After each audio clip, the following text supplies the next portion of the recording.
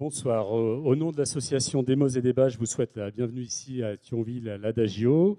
Vous le savez sûrement, c'est dans les jours d'après, dans les mois même, après les terribles attentats de janvier ou novembre 2015, dans l'émotion et la force des incroyables manifestations républicaines des 10 et 11 janvier 2015, avec plus de 4 millions de personnes dans les rues de France pour le plus grand rassemblement de l'histoire moderne de notre pays, dont 6 000 dans celle de Thionville, que notre association, Demos et Débats, s'est imaginée, a construit avec le temps qu'il fallait son projet et s'est créée en 2018, forte également de l'histoire des 20 personnes à l'origine de sa création.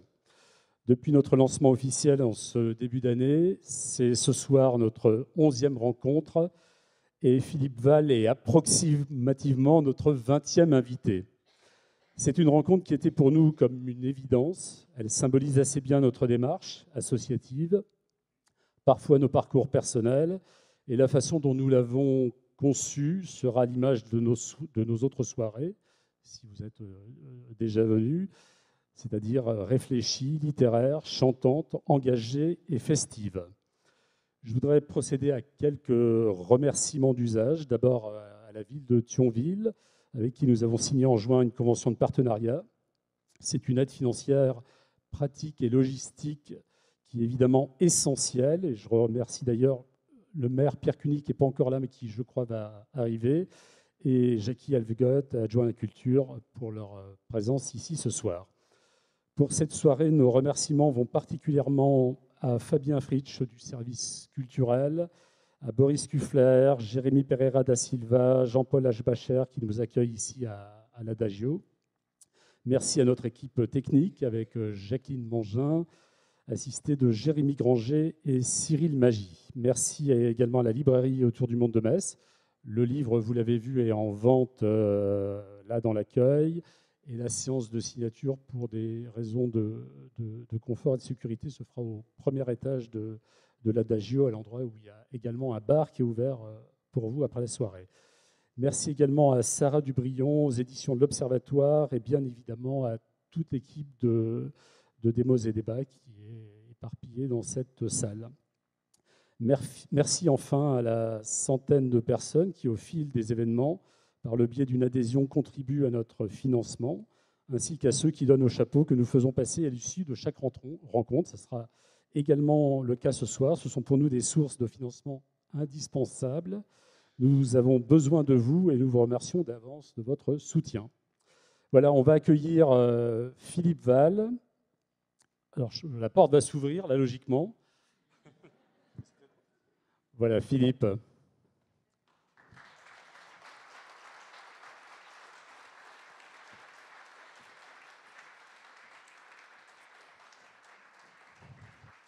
Merci à tous pour votre présence. Belle soirée à tous. Et cette soirée va démarrer avec en guise d'édito ce petit portrait visuel signé par Paul Didier et Timothy Gérard. C'est parti.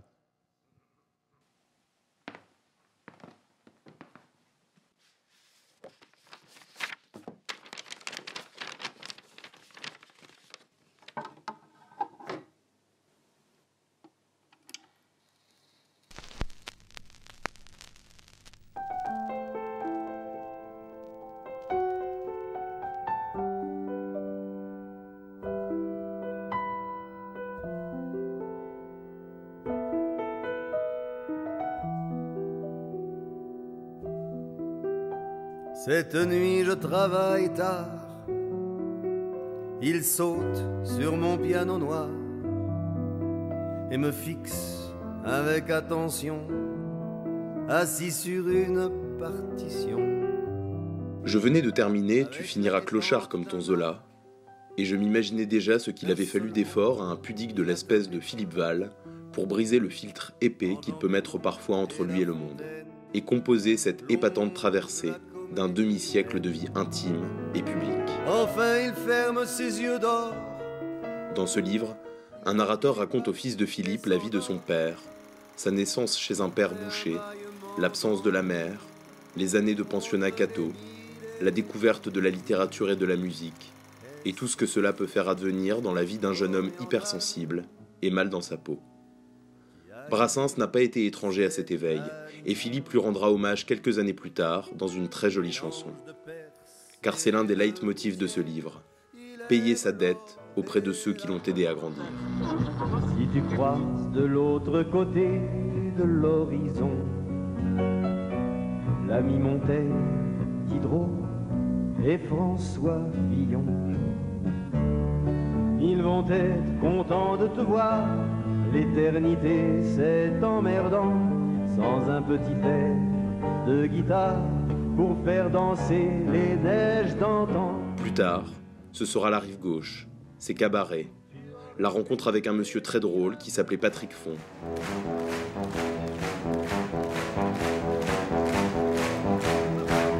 Les années 70, avec Gainsbourg, Ferré, Coluche, les années au sommet de l'affiche et les moments de doute profond. Il raconte les fractures, les blessures personnelles, l'aventure de la recréation de Charlie Hebdo, avec Cavana, Cabu, Renaud, les rencontres avec Bourdieu et Godard, les années à France Inter, les attentats, et aujourd'hui, ce que c'est que de devenir père et d'assumer l'ambition la plus grande de sa vie, laisser un monde à peu près respirable à son fils. Pourtant, ce récit est l'inverse d'un recueil d'anecdotes. C'est un livre profond, littéraire, sur la puissance de l'art, la nécessité de chérir la liberté, la mélancolie et la grâce. C'est une immense déclaration d'amour à Louis Jouvet, à Félix Leclerc, à Borges, à Mozart, Shakespeare, Spinoza, Montaigne ou à Charles Trenet. Pourtant, les chansons d'antan, celles de tes 20 ans, de ton vieux printemps, ne sont pas enfuies, elles dorment dans un... C'est une déclaration d'amitié au pianiste Paul Castagnier ou à Cabu.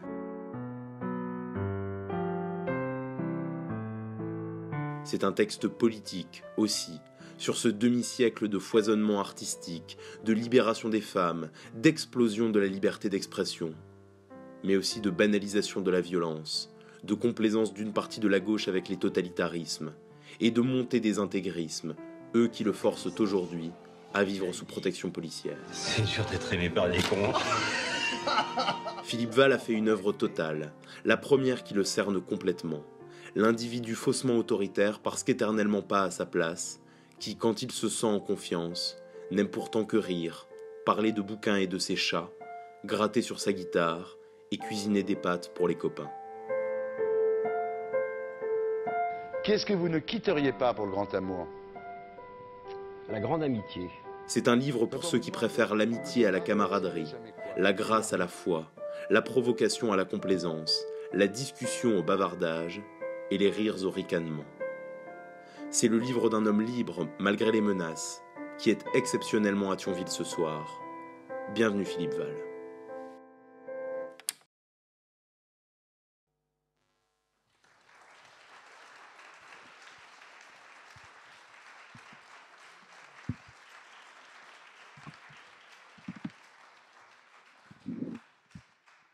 Merci et bravo. Je ne sais pas si je mérite ça, mais en tous les cas, merci Paul. Merci Paul et Timothée. C'est très touchant. Merci beaucoup. Philippe, pour traverser ce livre, nous allons prendre ensemble des petits chemins buissonniers, parfois des routes un peu plus rapides, parce que ce livre fait 850 pages, ça a été dit.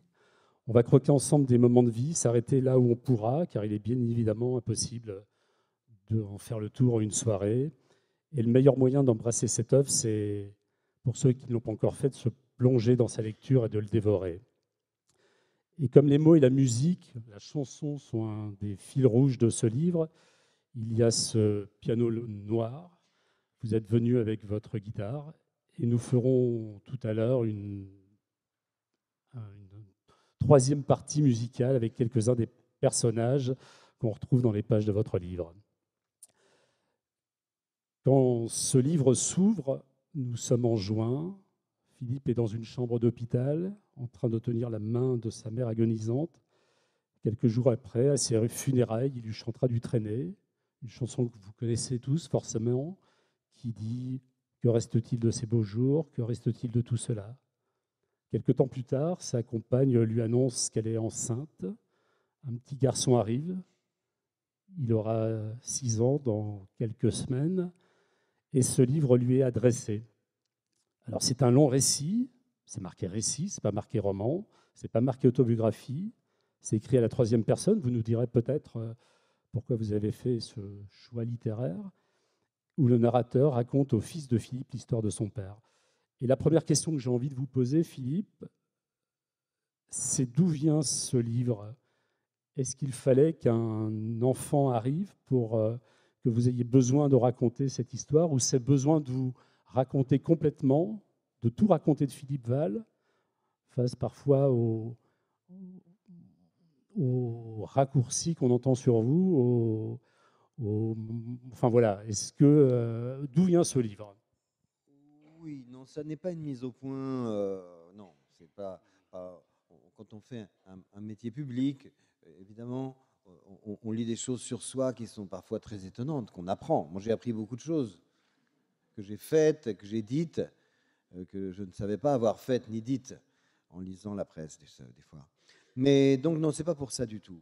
C'est pas une justification, c'est pas une apologie de moi-même, parce que au fond, ça paraît un peu désinvolte, mais j'en ai rien à foutre. Je préfère évidemment que les gens soient gentils et même écrivent des choses gentilles sur moi, mais si ce n'est pas le cas, si on fait un métier public, il y a forcément des gens qui ne vous aiment pas pour des raisons qui sont sans doute très justifiées au fond d'eux. Donc, on ne va pas toucher à ça. Non, en fait, la première chose, je voulais écrire un récit. Il y avait plusieurs idées. Et un éditeur, enfin Grasset à l'époque, m'avait demandé de faire une autobiographie intellectuelle. Il avait demandé la même chose, le même éditeur, à un de mes confrères, Pascal Bruckner. Et Pascal avait fait tout de suite un très très beau livre qui s'appelle Un bon fils, magnifique livre. Et moi, j'ai essayé d'écrire un truc. Et puis, au bout de 80 pages, je dis c'est ennuyeux, ça n'a pas d'intérêt. Je ne trouve pas le moyen de rendre ma vie intéressante. Donc, j'ai laissé mariner tout ça. Évidemment, il y a mon fils qui est arrivé, mais ça a sans doute été fort pour trouver l'intuition. Mais surtout, le livre à la troisième personne, il s'imposait parce que je ne voulais pas faire une autobiographie à proprement parler. Je voulais raconter une histoire d'un personnage et d'une époque.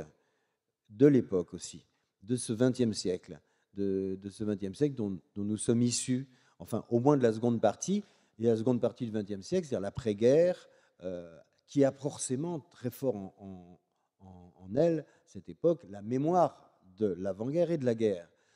Et donc le livre commence dans les années 50, et puis je me suis dit, je ne peux pas traiter ce personnage avec le « je », ou alors il faut que j'invente un narrateur. Comme ça peut arriver, on invente un narrateur, comme Proust l'a fait, ou comme beaucoup d'auteurs le font, et comme je l'ai fait dans un roman qui va paraître bientôt, mais là, ce n'était pas possible, parce que je voulais que le personnage de Philippe Val, en quelque sorte, voilà, soit un personnage parmi les autres personnages, il est le fil conducteur du récit, mais je ne pouvais pas ne pas le traiter comme je traite les autres, dans ses relations avec les autres. Si j'avais dit « je », ça aurait tout faussé, ça aurait biaisé en quelque sorte.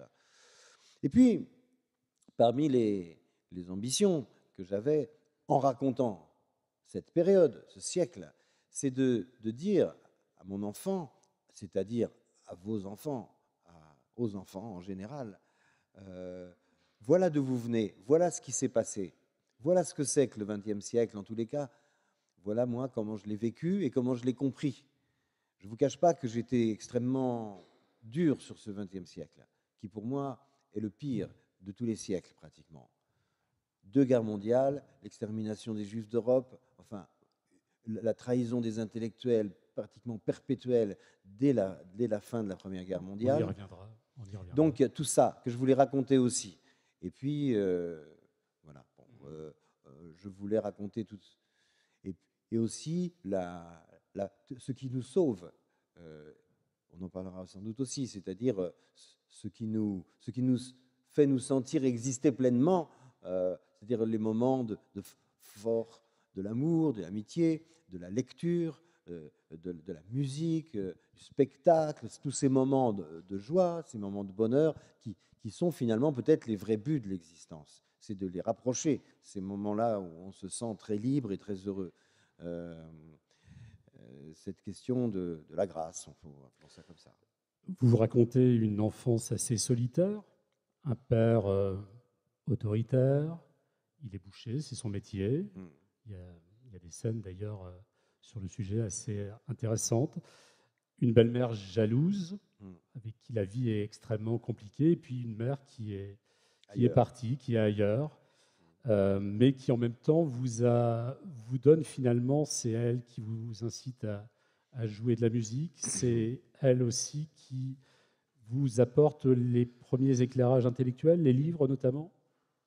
Non, pas vraiment, mais la musique, c'est même pas, elle m'encourage pas tant que ça, mais en même temps, c'est sans doute pour séduire. Elle est d'autant plus présente pour moi qu'elle est absente. Donc, il n'y a pas plus présent que les absents dans ces cas-là, surtout si c'est la mère et que l'enfant est petit.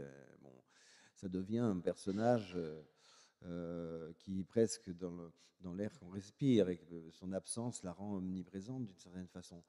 Et on fait des choses pour elle, pour la séduire. Vraisemblablement aussi. Hein. En plus, c'était une jolie femme, donc on a envie de séduire un petit enfant, un petit garçon, et on a envie de séduire cette femme qui est blonde, qui a les yeux bleus, qui est très jolie, qui est très... voilà, et que je vois pas beaucoup, et très peu. Et elle a eu un rôle. Alors, elle n'a jamais été hostile, mais elle ne se permettait pas de l'être. Elle ne se permettait pas d'être ma mère. Elle était partie, donc elle est tout de suite devenue une amie. Très jeune, j'ai eu une amie femme, une bonne copine avec qui je pouvais dire des gros mots, raconter mes histoires, et faire des conneries sans qu'elle gueule, parce que c'était comme une copine. Elle avait désinvesti, si vous voulez, son rôle de mère, et cette présence de femme a été importante pour moi, parce que ça a déterminé le fait que j'ai eu très facilement... plus tard, beaucoup d'amis femmes, en dehors des rencontres amoureuses. Enfin, voilà. Alors l'enfance, elle se passe aussi essentiellement ça prend une part importante du livre, dans un pensionnat catholique, et c'est là que vous faites les vraies premières rencontres, les amitiés. Alors il y a un personnage qui traverse tout le livre, évidemment, dont on peut peut-être voir un dessin, c'est Jean-Pierre de Lipovski. Quelques-unes des images qu'on a vues tout à l'heure sont de lui. Et c'est la découverte, là aussi, de la chanson. C'est dans ces années-là que vous commencez, ou plus tard? Non, la chanson... quand ma mère est partie, j'avais 4 ans. Et elle a laissé quelques bricoles à la maison. Ouais. Et notamment un petit jouet, un petit tourne-disque. Et un petit tourne-disque, on appelait ça un phono, un phono avec une manivelle, avec un ressort, qui faisait tourner des 78 tours avec une aiguille qu'on mettait sur le sillon, des disques en cire. Et là, je crois que j'ai passé un temps, mais incalculable, à écouter ma petite pile de disques et à me laisser emporter par ces belles voix, ces belles musiques. C'était des chansons de l'époque, vous voyez. Mais ce n'était pas de la grande musique de répertoire, mais c'était de la musique. Et voilà, je crois que ça m'a vraiment aidé à vivre, à me sentir vivre ce petit phono avec la petite musique grésillante qui sortait du pavillon, qui n'était pas de la hi-fi, hein, c'était pas un iPod avec des machins, non. Mais le cerveau reconstitue quelque chose, il reconstitue la beauté, l'harmonie, l'intention dans la voix. Moi, ce qui me plaisait là-dedans, c'est qu'il y avait tellement de... Moi, je ne sentais pas beaucoup de sentiments dans ma famille, c'était un peu dur. Bon. Là, il y avait du sentiment, il y avait du truc d'amour. C'était très beau, hein, vraiment. Je garde encore le souvenir de ça. Et les mots, la musique, petit à petit, arrivent dans votre vie. Ils sont là tout le temps. Ça va être un long... la traversée de l'enfance, l'adolescence. Oui. 17 ans, c'est là où vous arrivez rive gauche. Oui. Moi, j'aimerais, parce que ce livre est plein d'exercices d'admiration sur tous ces écrivains, tous ces philosophes, tous ces chanteurs qui, au fil du temps, vous apportent finalement, enfin vous ouvrent toutes les portes.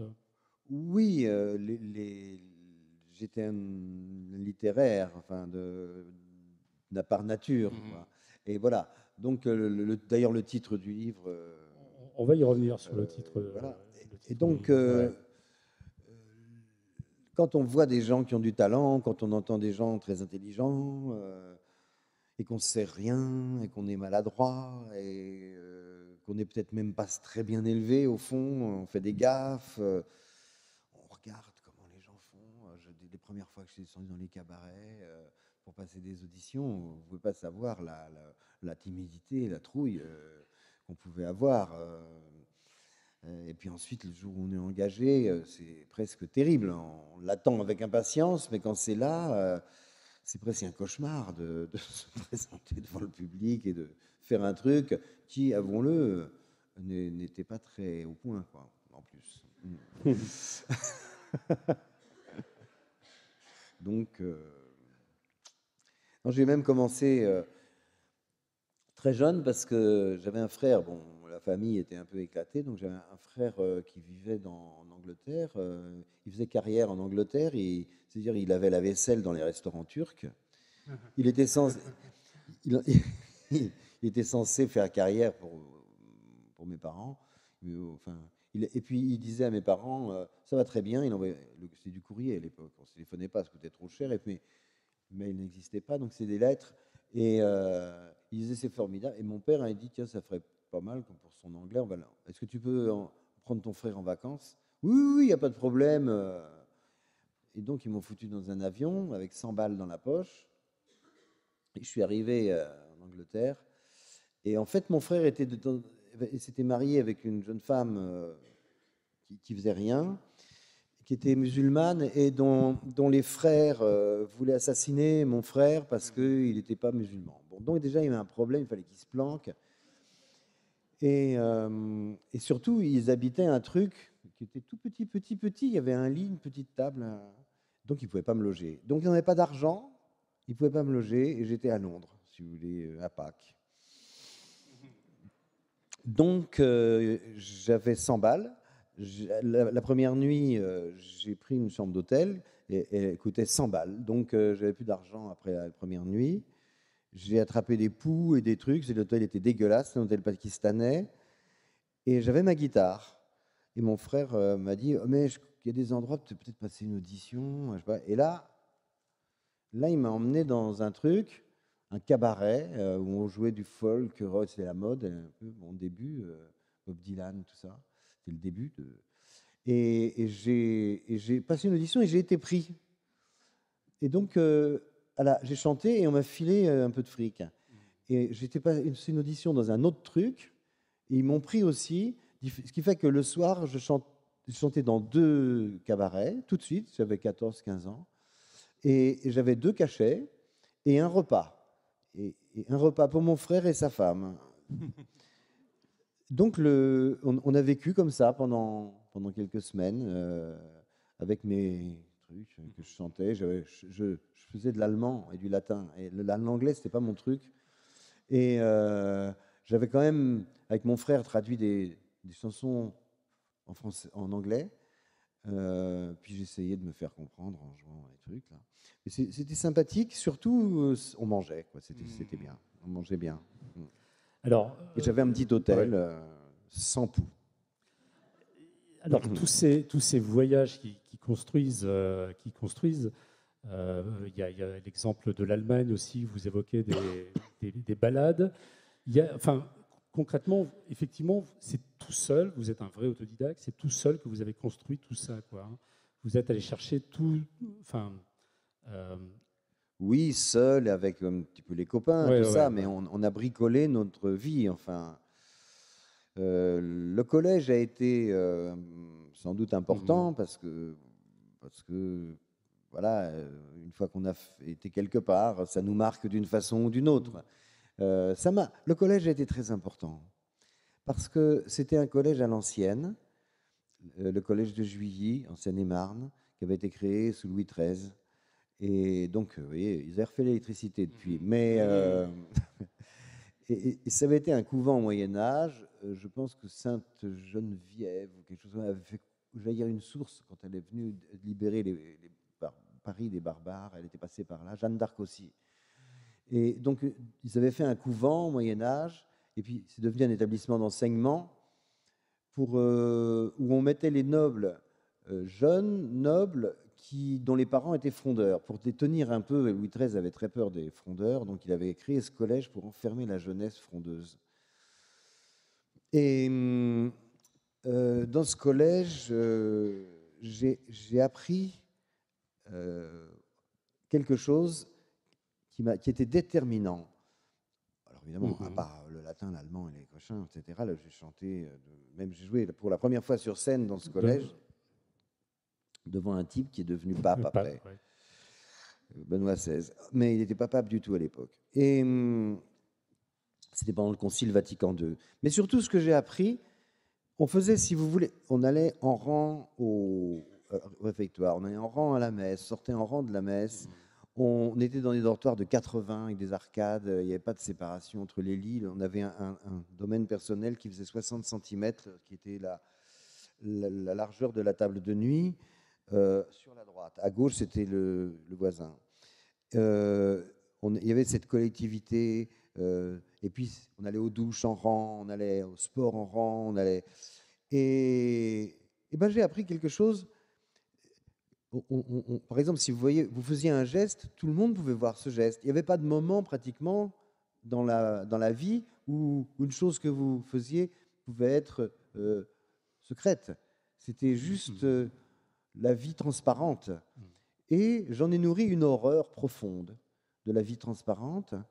Et à chaque fois que j'ai lu, par exemple, bien plus tard, quand j'ai lu Une journée d'Ivan Denisovitch de Solzhenitsyn, j'ai été frappé par la ressemblance, évidemment, brutalité, et puis les issues tragiques, bien sûr, bien différentes, mais le système totalitaire, ce panoptisme, être vu toujours, pas avoir d'intimité, obéir à des trucs, enfin bon, on trouve des failles, hein, j'en avais trouvé, hein, bon, mais quand même, ça m'a fait horreur à vie. C'est pour ça que j'étais anticommuniste, très jeune, je me sentais de gauche, vous voyez, comme tous les gosses un peu, voilà, de l'époque, bon.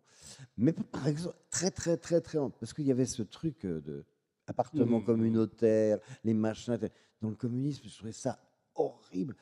L'absence d'intimité, enfin, vous le voilà, racontez. La vie intime, privée, devait être opaque, absolument opaque. Il devait y avoir un endroit où se développe la liberté, même si c'est un petit endroit, mais un endroit où ça brille, où ça joue, où ça déconne, où ça... Bon. Et à chaque fois que j'ai eu à faire même une analyse politique, c'était toujours en référence à ce qui se passait dans ce collège, à cet ordre que je refusais pour le corps, pour la vie, pour l'existence, la respiration.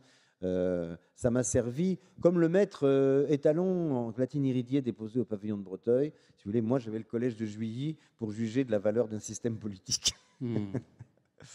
Voilà, le truc antitotalitaire viscéral, vous voyez, viscéral. Ça a été une vraie leçon. Après, il n'y a pas eu que ça n'a pas été l'enfer tous les jours, le collège, mais c'était quand même assez difficile. Mais on apprenait bien le latin, et j'adorais ça. Vous dites que vous vous êtes instruit vous-même, sans maître, c'est vraiment, j'allais dire aussi sans Dieu, un peu finalement libertaire. On arrive dans ces années 60 où vous allez commencer à faire du spectacle, et là on a l'impression que voilà, de quelqu'un qui a besoin de faire éclater toute cette vie un peu éteinte finalement dans ces années collège. Bah, je ne sais pas, mais j'ai pas eu l'impression, voilà, de choisir. J'ai eu l'impression de faire le truc qui se présentait, parce que je ne pouvais pas faire autrement. Voilà, je n'avais pas d'autres idées.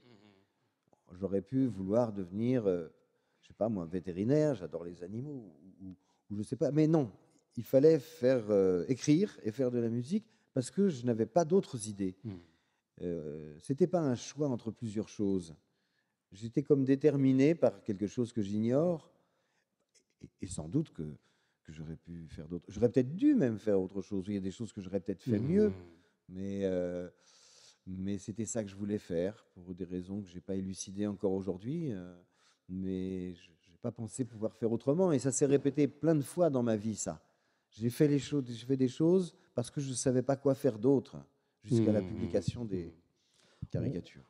On va revenir sur ce titre-là, justement. Pourquoi tu finiras clochard comme ton Zola? D'où vient cette expression? Enfin, vous le racontez dans le livre, mais... J'étais pas un élève cancre. Et donc, quand il s'est agi de choisir entre faire des terminales littéraires ou une terminale scientifique, évidemment, en terminale scientifique, puisque ça donne du boulot après. Et que les terminales littéraires, ça donne rien.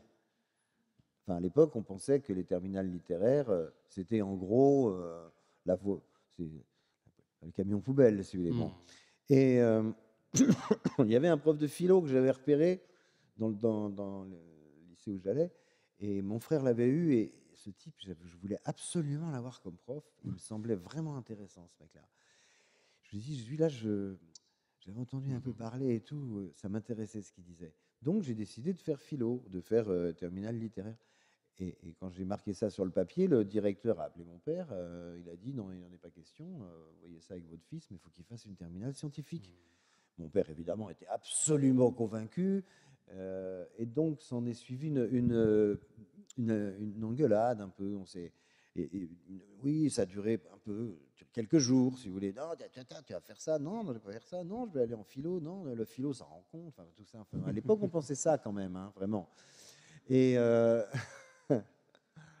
donc, mais j'ai tenu bon. Et comme, par ailleurs, quand j'avais 13, 14, 15 ans, je dévorais les Rougon-Macquart. J'adorais Zola comme on aime, vous voyez, comme on aime un chanteur ou une chanteuse. J'adorais les Zola, je lisais tout. Bon. Et puis, évidemment, en lisant tout, j'arrive à l'affaire Dreyfus, et je dévore tout ce que je trouve sur l'affaire Dreyfus. Zola, non seulement est un merveilleux écrivain, mais en plus c'est un héros. Donc j'emmerde tout le monde avec Zola par-ci, Zola par-là.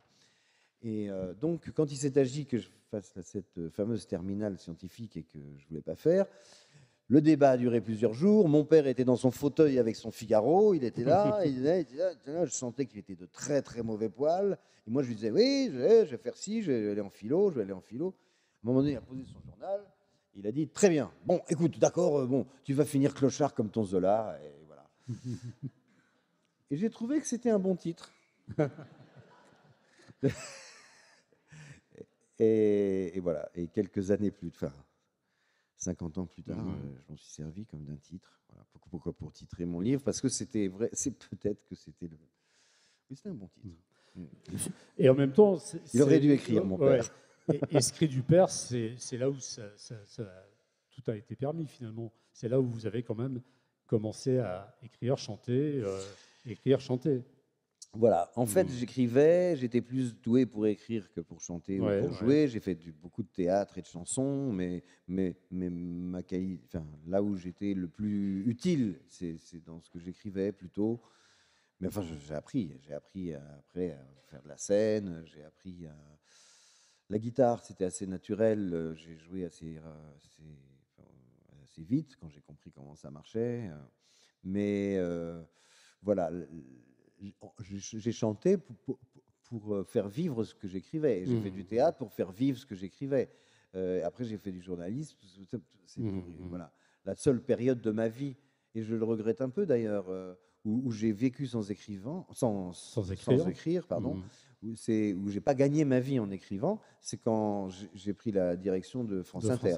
C'est les seules 5 années où j'ai écrit quand même, mais c'était tellement fatigant, ça me faisait coucher tellement tard et je commençais mes journées tellement tôt que je me suis épuisé. Il a fallu que j'arrête d'écrire pour des raisons presque de santé, pour pouvoir continuer à diriger la boîte. Donc, mais après j'ai repris tout de suite. Hein. Dès que j'ai sorti d'Inter, j'ai repris mon métier naturel. Alors moi, j'aimerais bien que vous nous racontiez, parce que vous l'évoquez, la puissance de l'art, le pouvoir des mots. Il y a une phrase que vous citez, vous dites « Les tableaux, comme les chansons, pour être réussis, exigent des matières vivantes ». Qu'est-ce que vous voulez dire par là?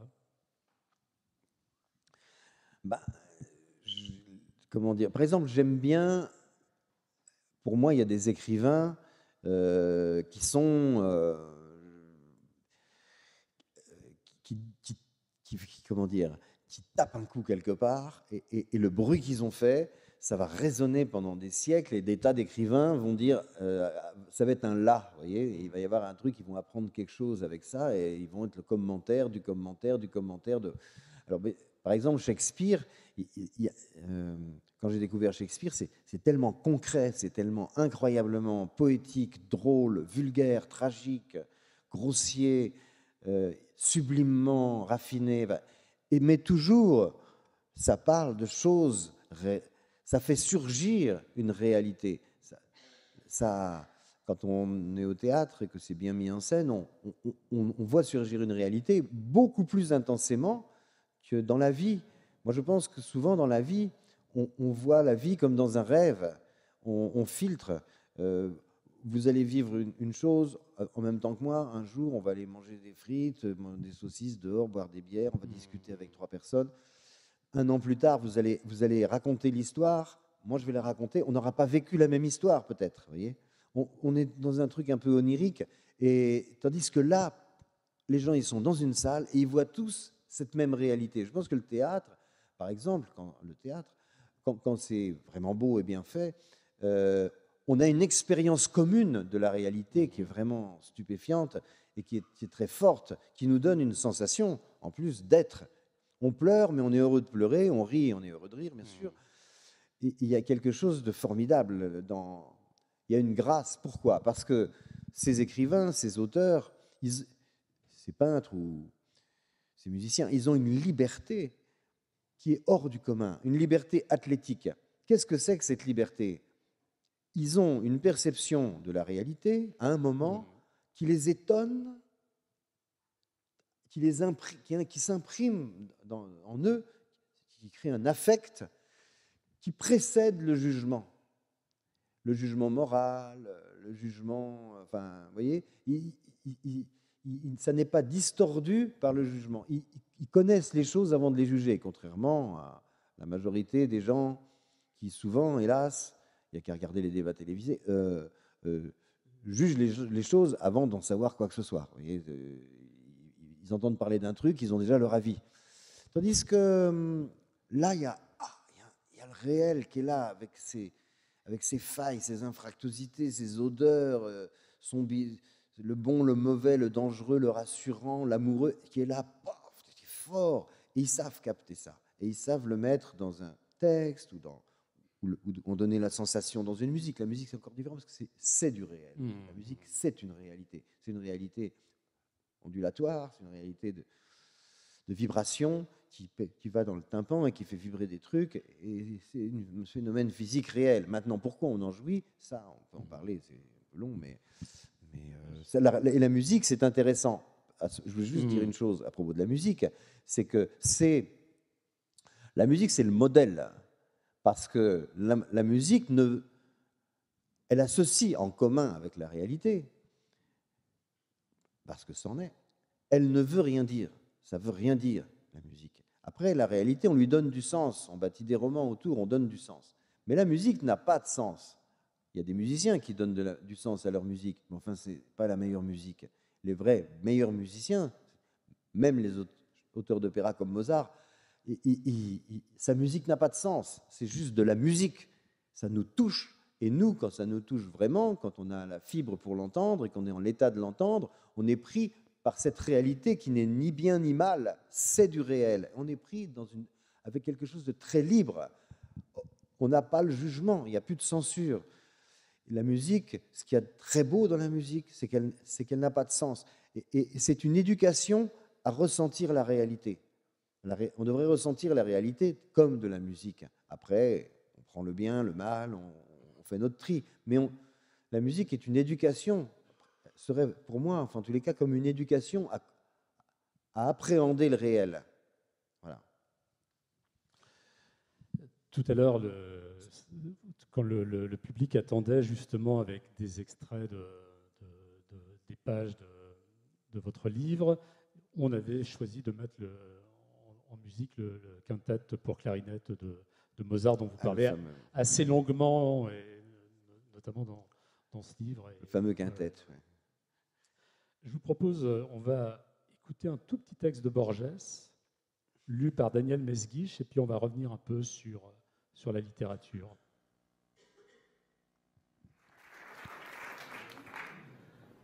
Borges encore. Un texte qui s'intitule Borges et moi. C'est à l'autre, à Borges, que les choses arrivent. Moi, je marche dans Buenos Aires, je m'attarde peut-être machinalement pour regarder la voûte d'un vestibule ou la grille d'un patio. J'ai des nouvelles de Borges par la poste, et je vois parfois son nom proposé pour une chaire ou dans un dictionnaire biographique.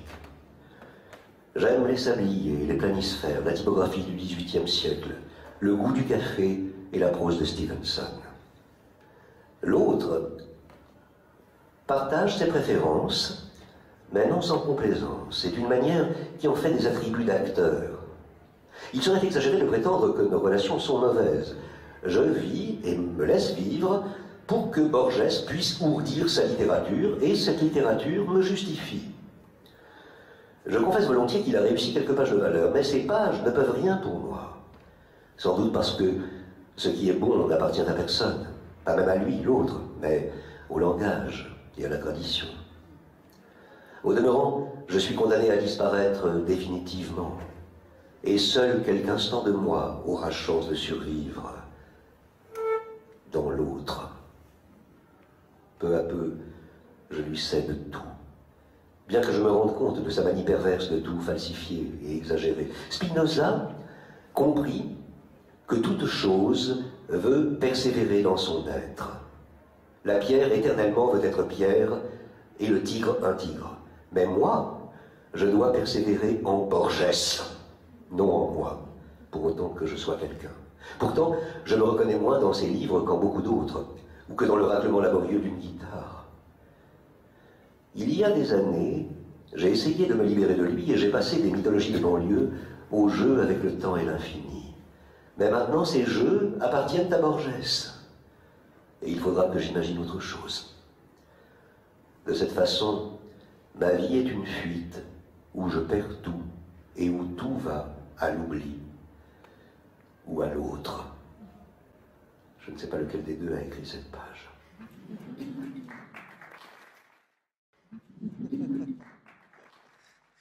C'est drôle parce qu'il y a quelques jours, on a dîné ensemble et on a parlé de ce texte. Voilà. C'est un très beau texte. C'est très rigolo. C'est un texte amusant, en fait, mais qui est vrai, qui est joyeusement tragique et vrai. Ça pose la question de qui je suis. Enfin, qui je suis moi, mais qui vous êtes vous, enfin, qui je suis. Chacun d'entre nous se pose cette question. Moi, je pense une chose.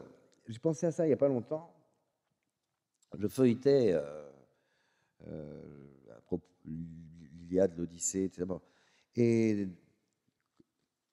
je pense que notre histoire intelligente, qui part de chez les Grecs, si vous voulez, notre histoire où on commence à penser la raison et des choses un peu profondes sur justement la question de l'être. Je pense qu'il y a un point de départ dans Homère. Qu'est-ce qui sauve Ulysse à un moment? Qu'est-ce qu'il sauve quand il est devant le Cyclope? Et le Cyclope lui demande son nom. Et le Cyclope, comment tu t'appelles? Et l'autre, il s'en sort en disant, je m'appelle personne.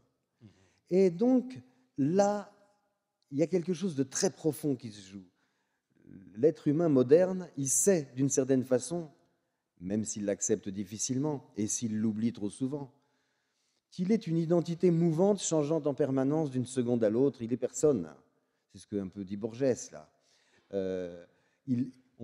Je pense que l'identité aujourd'hui, qui est une passion, les gens, ils ont une identité, hommes, femmes, jeunes, homosexuels, musulmans, enfin, plein de choses, bretons, enfin bon, une opinion d'un parti, ils sont quelque chose.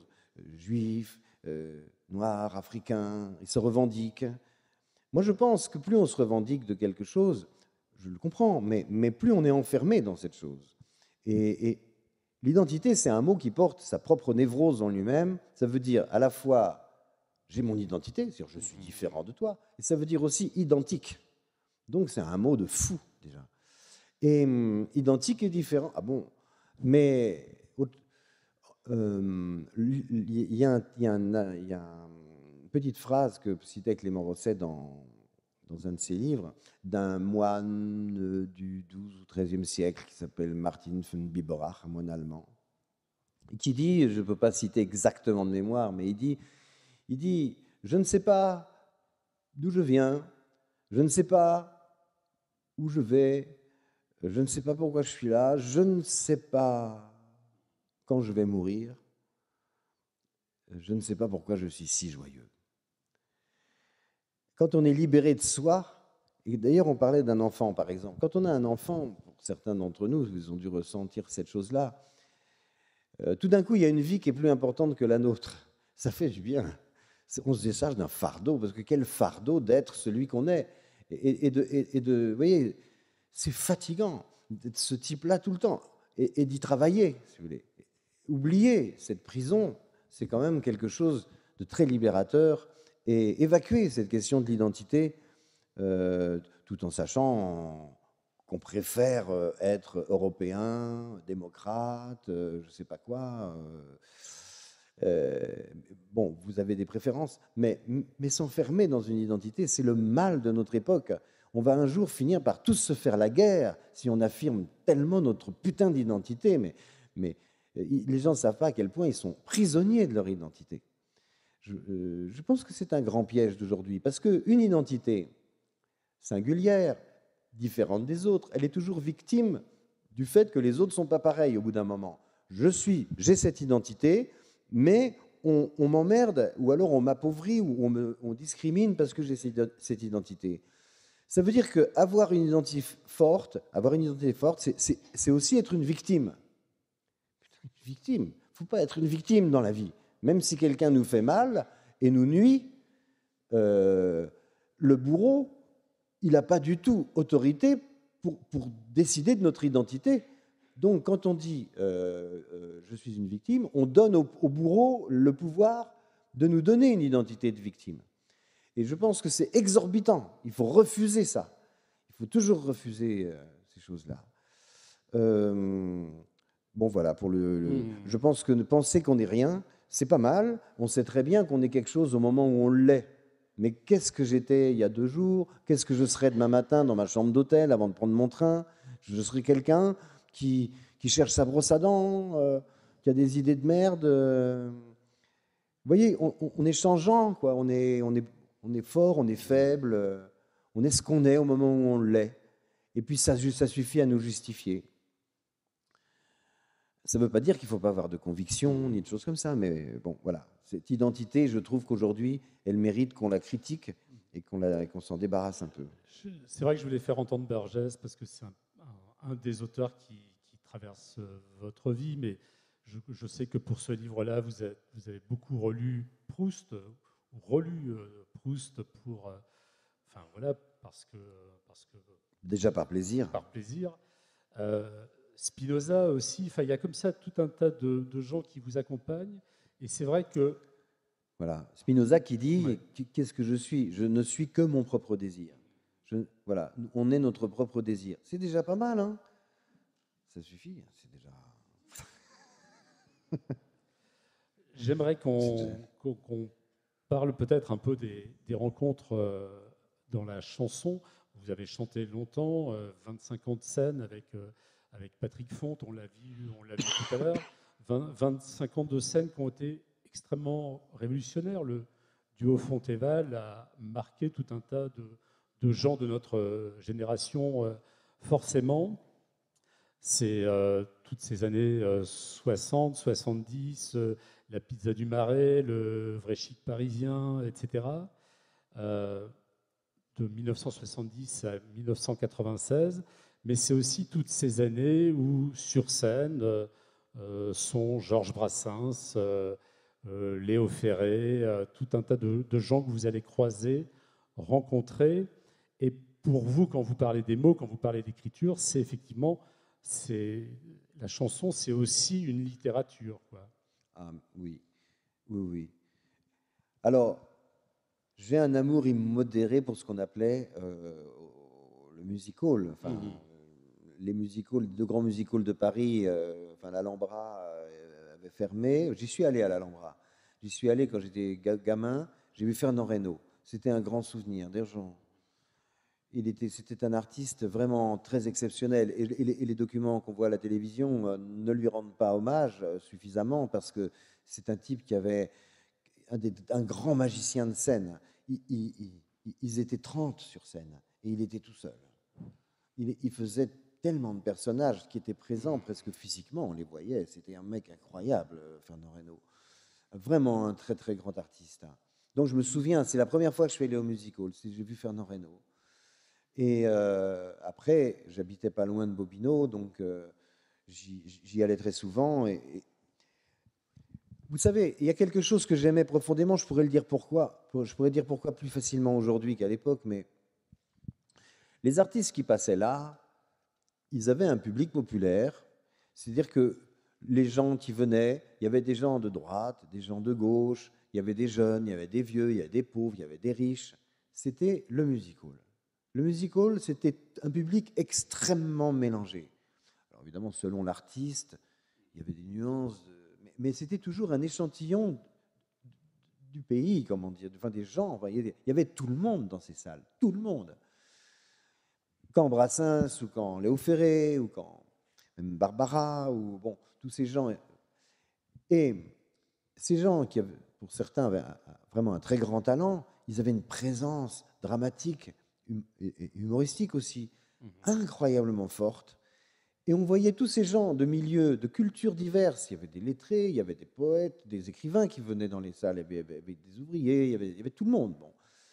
Et ils étaient là et ils vibraient, ils s'émouvaient, ils éclataient de rire en même temps. C'est-à-dire que chaque personne dans la salle était toute l'humanité. Et tout le monde était... Il y avait une humanité dans la salle qui était... On le sentait physiquement. Il y avait quelque chose... C'était une expérience très forte d'en être du genre humain, de ce genre humain qui pouvait applaudir à des choses subtiles, très émouvantes, ou alors des gros trucs très drôles. Mais c'était merveilleux, ce music hall, parce que tout le monde était là. Il n'y avait pas d'absents.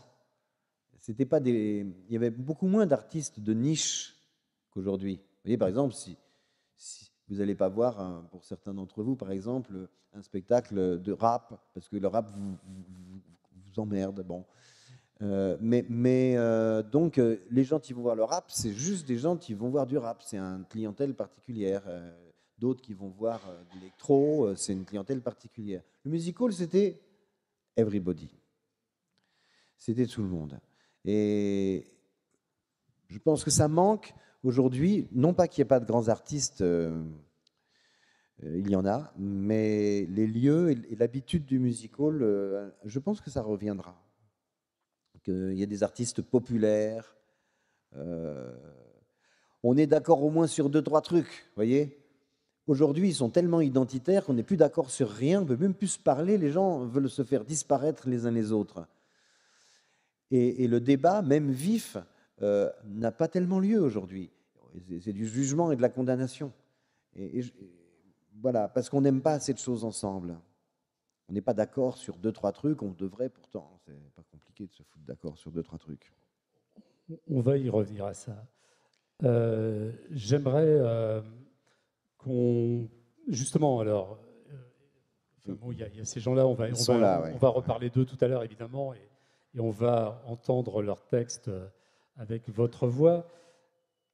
Vous arrêtez de chanter enfin, Fontayval s'arrête en 96.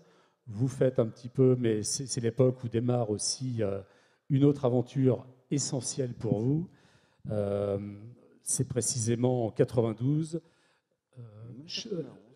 La Grosse Bertha, Charlie Hebdo, France Inter également. Vous êtes chroniqueur dans quelques émissions. Et donc là, c'est aussi une autre forme d'écriture qui prend le dessus. Ça va être l'écriture journalistique, c'est les éditos. Ils sont à peu près tous là dans ces livres publiés ici. J'aimerais aussi qu'on revienne sur cette aventure, puisqu'évidemment, elle est déterminante dans votre histoire et même dans l'histoire que vous décrivez dans ce livre. Il y a une continuité parce que c'est toujours de l'écriture et c'est toujours une écriture qui cherche, malgré tout, enfin, qui a envie, alors évidemment, qui brasse des idées, qui analyse des choses politiques, mais quand même, le but, c'est de charmer. J'avoue ça. C'est que je pense qu'un texte, il doit emmener, pas que parce qu'on a raison. Avoir raison, c'est pas très compliqué des fois d'avoir raison. Et par exemple, s'il y a une inondation, vous êtes contre les inondations. Vous avez raison. Mais vous emmerdez tout le monde, quoi. Bon. Donc c'est la façon de le dire. Et quand je faisais des chansons, quand je faisais des éditos, j'avais à cœur, d'une façon presque inconsciente, de donner au public quelque chose qu'ils prennent, qui l'intéresse, qu'ils saisissent. Après, il sera d'accord ou pas avec moi, mais au moins, il ne sera pas emmerdé en me lisant. Enfin, c'est ce que je voulais, quoi. Et la musique d'un édito, pour moi, était aussi importante que la musique d'une chanson. Ce n'était pas une décision consciente, c'était un impératif intérieur. Je ne pouvais pas faire autrement, une fois de plus, je n'avais pas le choix. Si vous voulez, je vous dire comment... Vous voulez que je vous dise comment j'écrivais mes éditos? Oui, bien sûr. J'ai écrit des éditos pendant 20 ans, à peu près. Pour la radio, et parfois pour la télé, et pour le journal. Alors, je m'arrangeais pour avoir une idée le mercredi à peu près, vous voyez. Je me disais, conférence de rédaction, je filais les sujets à mes camarades, je dirigeais la conf, et moi je discutais après avec Cabu, je disais, tiens, de quoi je vais parler cette semaine? Bon, à moins que l'actualité soit très forte en fin de semaine, je vais peut-être parler de ça. Bon, donc je fixe un sujet, et là, j'écris pas. Ça rentre quelque part en moi, et je commence à me sentir anxieux. Vendredi arrive, je me sens un petit peu plus anxieux.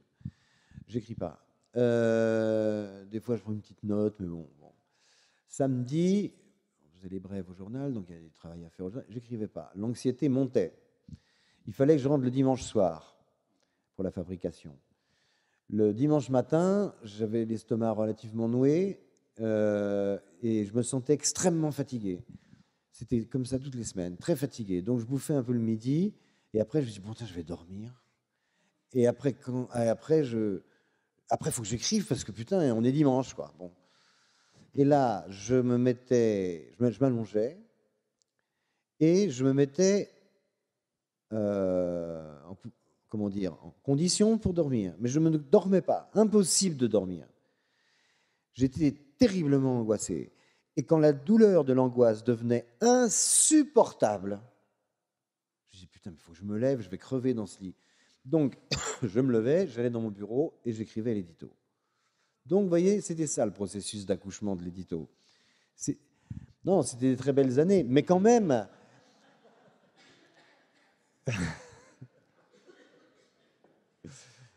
Je vous jure que l'accouchement de l'édito a été à peu près rituellement, presque... Alors, il y a des exceptions. Une idée, là, qui te porte, faf, tu fais l'édito. Ça, c'est en rêve et ça arrive une fois tous les 36 du mois. Bon, ça peut arriver.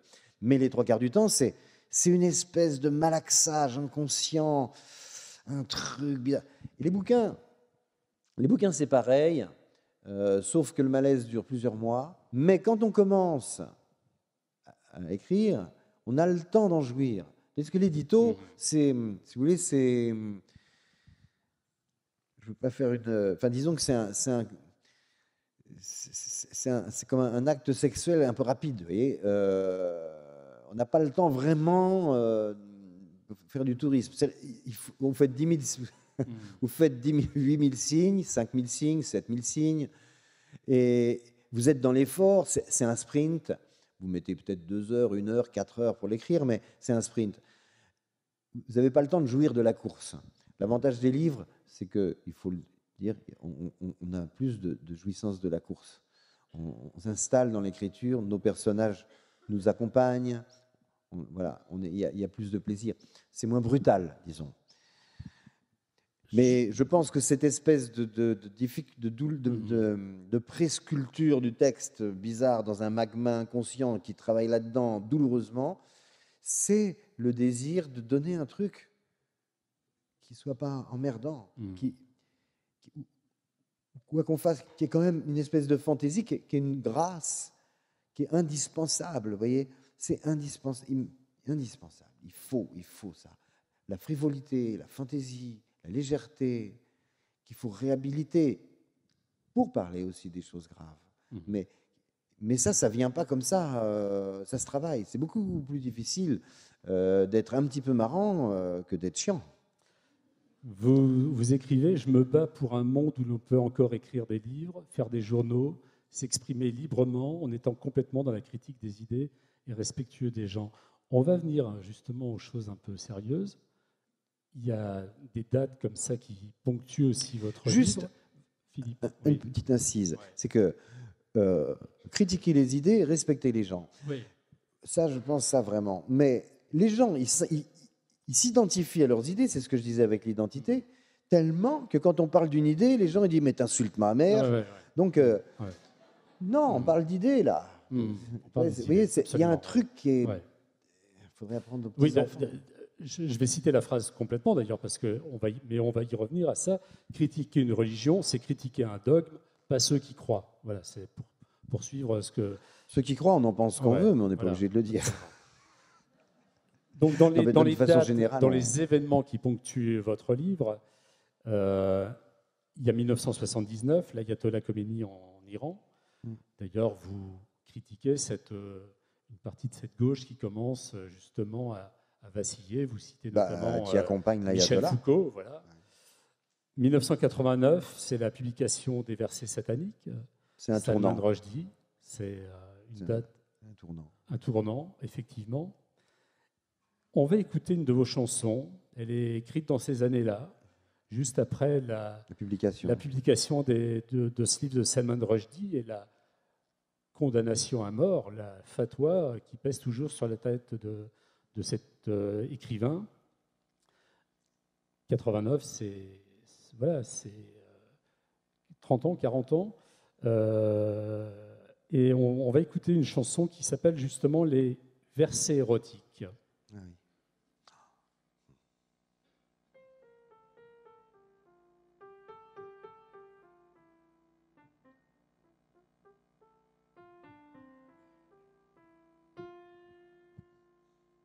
Je l'avoue, chez nous, l'amour, c'est la nuit et c'est le jour. On a des divans profonds, des lits de 3 mètres de long, des coussins à l'oriental et des tapis de mosquée où l'on cueille les fleurs du mal en effeuillant des baisers. On se tourne vers l'Orient et l'on commence ardemment à gravir la grande échelle qui conduit au 7e ciel. Alors on boit l'amour, un vin vieux et mordoré, que joie fasse détour dans nos 2 cœurs affolés. Oh, je gagne le ciel d'un baiser sur la pierre noire et sacrée. Je rends grâce du fond du cœur au mystérieux créateur qui a fait l'univers vivant avec la solide et fixe. Tout fonctionne en suivant un scénario au CX. Ami plein de religion, toi qui brûles de conviction, sans doute ma petite chanson te fait sortir de tes gonds. Mais la seule preuve que Satan rôde encore chez les humains, c'est qu'un givré du turban peut tuer l'auteur d'un bouquin. Sur terre, il y a assez de trottoirs pour en changer sans histoire. Il y a un petit problème de disque. C'est les vieux disques, ça gratte. Il a beaucoup été utilisé. Le disque saute aussi. Mais en fait, cette chanson était importante Parce que si on vous suit depuis toujours, si on vous lit, si on vous écoute, on retrouve aujourd'hui, comme hier, la même constance dans vos combats, la même détermination contre tous les intégrismes, les extrémismes, dénonçant le racisme et l'antisémitisme, en luttant contre le Front National et l'islamisme. Parce que souvent on dit Val a changé, etc. Mais en fait, depuis toujours, vous dites, voilà, il y a ce combat qui est là, permanent, ça c'est important. Et je voudrais revenir sur Zola, parce que je crois que vous racontez dans votre livre que votre premier fait politique, c'est la découverte de Zola et de l'affaire Dreyfus. Oui, j'étais pas dans un milieu où on parlait beaucoup politique et j'avais pas de conscience, d'opinion politique pertinente. Enfin, bon, bref. À part que j'étais pas content si j'avais une contravention en mobilette, si vous voulez, contre les flics. Bon, mais, voilà. Mais j'ai découvert ça avec passion et ça a été ma première opinion, en quelque sorte, ma première construction politique. L'affaire Dreyfus a été pour moi comme une base pour commencer à réfléchir. Bon, déjà parce que Zola était le héros de l'affaire Dreyfus, donc j'étais en bonne compagnie. Bon. Et voilà, ça a été très important. Alors après, tout le travail que j'ai pu faire sur la question de l'antisémitisme, je ne sais pas s'il vient tout de là. Il vient peut-être de choses plus puériles. Enfin, j'ai connu des gens dont je ne savais même pas qu'ils étaient juifs.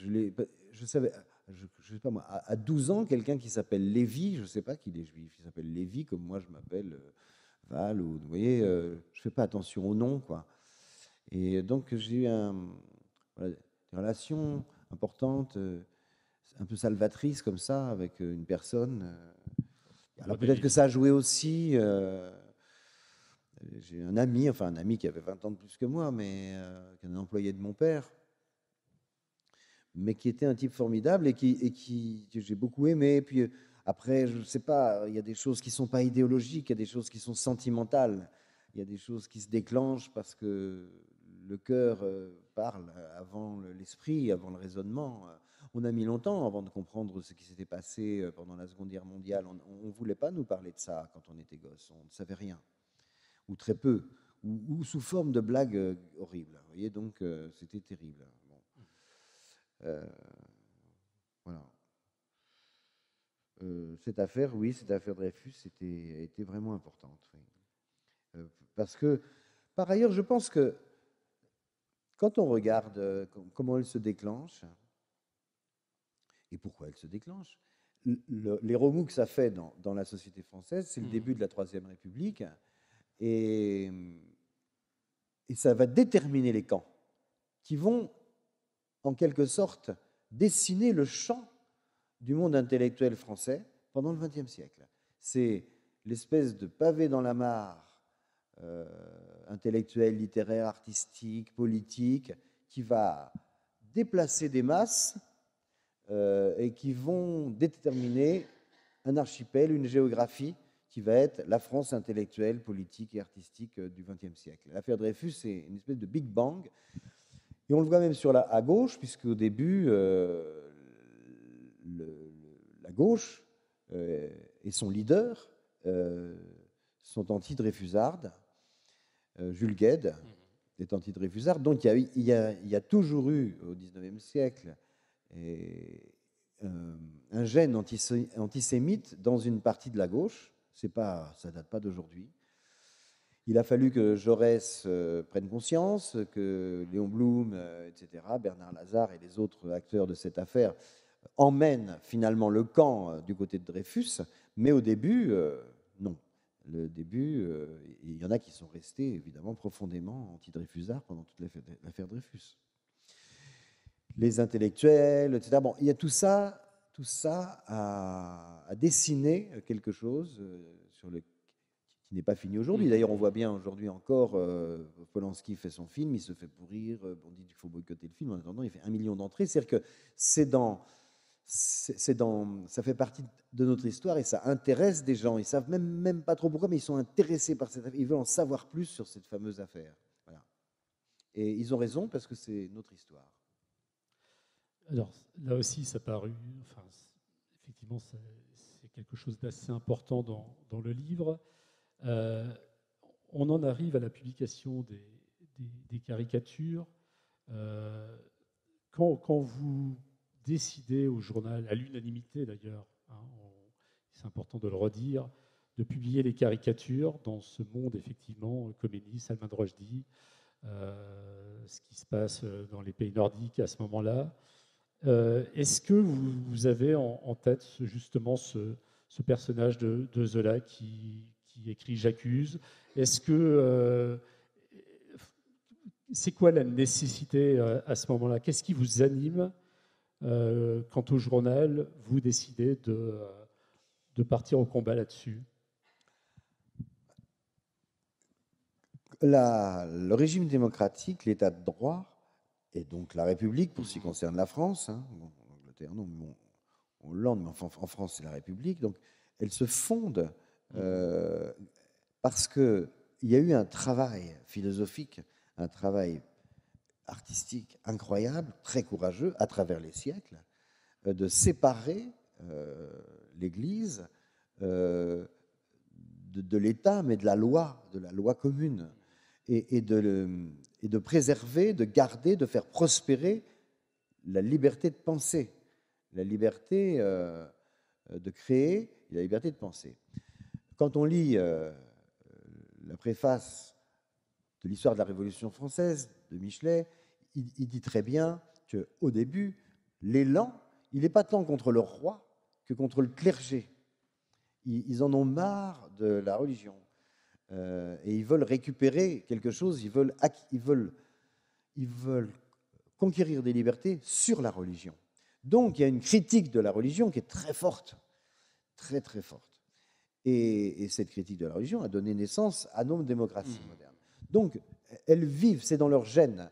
Quand les caricatures sont publiées au Danemark et qu'en France, le journal qui les reproduit, le patron du journal qui les reproduit se fait virer sur le champ, le patron de François, nous à Charlie Hebdo, en plus qu'un journal de dessinateurs, on se dit, mais oh là, c'est très grave. Si vraiment ça marche comme ça maintenant, on n'a plus que 3-4 ans à vivre, c'est fini. Il faut absolument publier ces trucs et demander à nos confrères de les publier aussi. Donc, tous ensemble, comme ça dispersera déjà la menace, et puis la messe sera dite. Voilà, ils auront compris qu'on n'interdit pas le dessin en France. Bon. Manque de peau, les confrères qui d'abord étaient d'accord pour la plupart ont reculé au moment de le faire. Donc on est parti en danseuse devant le peloton, avec nos caricatures, et il est arrivé ce qui est arrivé. Mais il y a eu ce procès, tout ça. Mais une fois de plus, c'était, avec Cabu, quand on a pris cette décision, on ne pouvait pas faire autrement. Ce n'était pas un choix. Oui, je ne sais pas comment vous dire. Il n'y avait qu'une voie. On l'a fait. Après, on nous dit, mais si c'était à refaire, maintenant que vous avez vu, il y a eu l'attentat, il y a eu des morts. C'est idiot, parce que les choses, d'abord, on ne sait jamais comment la réalité se configure. Et c'est impossible. Enfin, à moins d'être un voyant extra-lucide, c'est-à-dire un escroc. Donc, on a fait ce qu'on avait à faire parce qu'on ne pouvait pas faire autrement. Il fallait le faire, c'était décisif. Je pense qu'on a sauvé quelque chose, mais que dans l'époque où nous vivions, dans l'écosystème politique et écologique, dans l'écosystème politique et intellectuel et artistique de mon époque, de notre époque, on leur a tendu des perches, on leur a dit, voyez, ça y est, c'est fait là. On a gagné le procès, c'est bon. Et ben, ils n'ont pas trop pris la perche. Et voilà, ni les politiques, ni les intellectuels, ni les artistes, pas tellement. Et je pense qu'on a eu tort, on a eu vraiment tort. On a laissé un peu Charlie tout seul dans cette histoire. Bien sûr. Même. Et quand on laisse les gens tout seuls dans ce genre de choses très fortes, on leur met un peu une cible. Bien sûr, on était une cible, on était une cible très identifiée. On était la cible. D'ailleurs, pour certains d'entre nous, enfin moi en tous les cas, depuis cette époque, je vis sous protection policière. Les politiques, ils étaient quand même pourtant quelques-uns à être derrière le journal. J'avais fait venir des politiques de droite et de gauche pour témoigner au procès. Mais voilà, ça n'a pas été si facile que ça. Parce qu'ils ont eu peur. En plus, c'est une période électorale. Je peux le dire maintenant, Hollande, que je connaissais bien, quand il était premier secrétaire du parti, il m'avait dit oui, je viendrai te soutenir et tout. Mais ça a été très chaud parce que Ségolène Royal, qui était présidente, qui était candidate, Dieu merci, pas présidente, lui a interdit de venir au procès. Donc ils se sont engueulés, il y a une scène de ménage, enfin, c'était déjà séparé, c'était pas une scène de ménage, mais quand même un peu une scène de ménage, ça a gueulé, elle voulait pas qu'il vienne. Et il était très hésitant, et je l'ai rattrapé au dernier moment. Il est venu, il a été très bon d'ailleurs, il a été excellent, pour une fois. Et donc, c'est ça qui est emmerdant avec Hollande. Il a des capacités, c'est sûr, mais... Dans pas mal de papiers, il est question de la question du courage. Il fallait être courageux pour faire ça ou c'était simplement normal de le faire? Voilà, vous vous êtes posé la question? C'est une question qui est posée. Enfin, après, on fait différentes choses dans la vie et il y a des gens que ça touche beaucoup pour des raisons même personnelles, parce que ça peut les toucher parce que ils se sentent personnellement très mal à l'aise dans une société où il y a un antisémitisme meurtrier, où il y a des problèmes de terrorisme, où ils ne peuvent pas foutre leurs enfants à l'école, enfin bon, bref. Donc, ils viennent vous voir et vous disent merci, c'est formidable ce que vous faites, heureusement que vous êtes là, quel courage, quel courage, quel courage. Et dans ces cas-là, moi, je ressens une grande gêne, parce que je pense, quand je m'intéresse à ce qui s'est fait pendant la Seconde Guerre mondiale, je vois des actes de résistance, je pense à Jean Moulin, je pense à Winston Churchill, et puis tous ces gens anonymes dont on ne connaît pas le nom et qui nous ont sauvés. Je dis là, quand même, quand il y a les nazis dans la rue, être résistant, c'est pas pareil que d'être contre le colonialisme au moment de la guerre d'Algérie. Il y a Paris, vous voyez, c'est pas du tout la même histoire. Bon. Donc, j'ai eu la chance de rencontrer Léo Braque, de faire connaissance avec eux, et Lucie et Raymond, et de discuter longuement avec eux. Et ils ont dit des choses qui m'ont beaucoup plu et que je ressens profondément. Ils disaient, on était jeunes, qu'est-ce que vous pensiez des collabos? Ils disaient, mais les collabos, il y en a pas, enfin, il y avait des collabos odieux, etc. Bon, mais la majorité des gens qui faisaient rien, parce que à cette époque-là, dans une famille, il y avait les enfants, il y avait les parents qui travaillaient, il y avait les grands-parents dans la même maison. Et s'ils se barraient, il n'y avait plus à bouffer, il n'y avait plus rien, enfin, il y avait chargé de grosses familles. Donc on peut comprendre, nous on avait 20 ans, on allait dans le maquis, on faisait des trucs, on était heureux. On était heureux. Ils ont même fait des enfants dans le maquis. Et moi, je dois avouer une chose, c'est que les choses, parfois, qui peuvent paraître périlleuses, dans lesquelles je me suis engagé, j'ai fait. Par exemple, quand le procès des caricatures, il a fallu le préparer parce qu'il y avait 1 an entre le procès en référé et le procès sur le fond. Pendant 1 an, avec Kejman et Majlka, on a préparé notre procès, on a travaillé, on a pris les hommes politiques par la peau du cou, pour être poli, et pour les mettre en face de responsabilité. Enfin, on a fait tout un travail. Bon, on a été aidé par Elisabeth Badinter, par des gens formidables. Donc, il y a aussi cette joie de connaître des gens formidables dans ces combats-là. Alors que de l'autre côté, on n'aimerait pas passer le week-end avec. Hein. Bon. Donc, il y avait une espèce de plaisir. Je veux dire que quand on défend une cause à laquelle on croit et qu'on le fait parce qu'on obéit à une nécessité, on se sent très libre. On se sent très, très libre. Je n'ai jamais ressenti physiquement la liberté aussi fort que quand j'obéissais à une nécessité, et à cette nécessité-là notamment. Et quand les gens vous disent « Oh, merci quand même, vous avez eu du courage, vous avez une drôle de vie, etc. » Mais j'ai pris beaucoup de plaisir. Donc le fait qu'on me remercie, ça vient en plus, c'est un cadeau en plus, mais déjà la vie m'a remercié. J'ai rencontré des gens que j'ai admirés, que j'ai trouvés brillants, qui m'ont apporté des choses, et puis j'ai vécu une chose intense. Sinon, je ne l'aurais pas fait.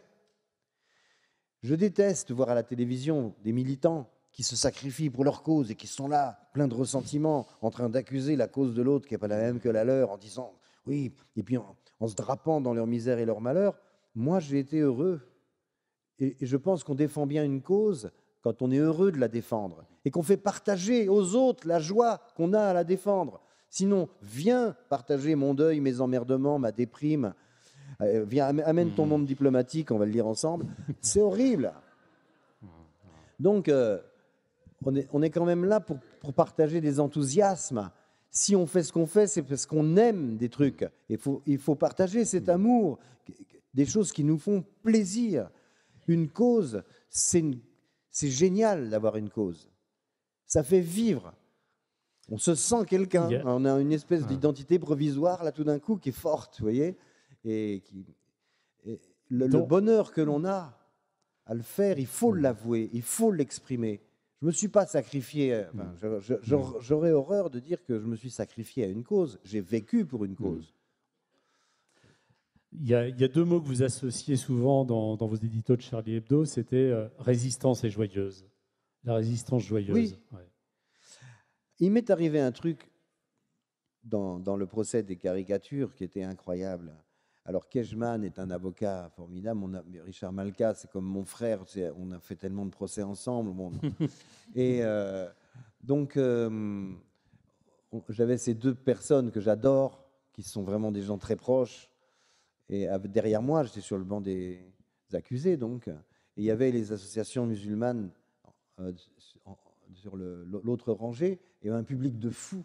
Et dehors, dans la salle, en dehors de la salle d'audience, on aurait dit le métro à 6 heures, les gens étaient tassés aux portes. Et la salle était archi blindée. Il faisait chaud. Il y avait une ambiance très tendue, avec des moments très dramatiques. On était sous haute protection. Et puis, Kejman, Malka, ou moi, surtout Kejman, qui est vraiment bon, il disait des trucs par moments extrêmement transgressifs qui faisaient marrer tout le monde. Même dans les moments, dans les moments difficiles, par exemple, il y a l'avocat de la Ligue islamique mondiale, à un moment donné, il se lève comme ça, avec le doigt en l'air, caricature d'avocat de Daumier, un peu. Et bon, il se lève et dit « Oui, je sais, vous allez parler, maître Kejman. Je sais qui vous êtes, maître Kejman. Je vous connais, maître Kejman. Oh oui, je sais qui est maître Kejman. » Et dans un silence, il y a Kejman qui dit « Eh bien, vous en savez plus que moi. » Et donc,